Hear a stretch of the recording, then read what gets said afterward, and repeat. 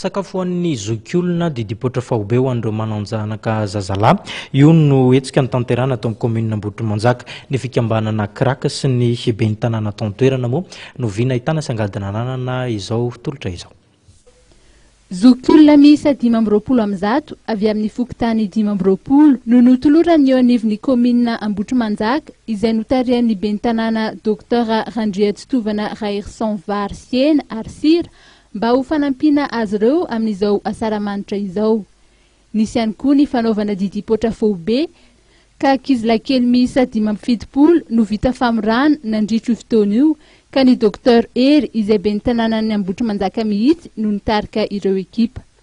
Ireo rehetra ireo no tanteraka dia noho ny fiara-miasa akaiky teo amin'ny commune sy ny vokivoky mena malagasy distrika Ambohidratrimo.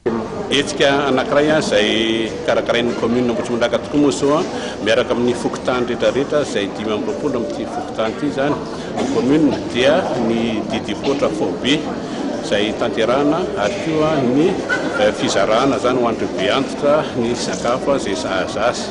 Zava-dehibe tokoa moa satria tratry ny fahasahiranana zao ny firenena ary tratry ny fahasahiranana koa ny vahoaka rehetrarehetra. Isan'ny hoe tompona andraikitra amin'izany ny rehetrarehetra amin'ny olona rehetra zany ka noho izany indrindra tsy maintsy tokony sarona nefa ireo olona manta sy olona tena tsy manana ampoanina fa tokony andray andraikitra ny olona zany ny firenena rehetra ary indrindra moa ny eto amin'ny commune Ambohitrimanjaka zany tena tokony andraikitra pena.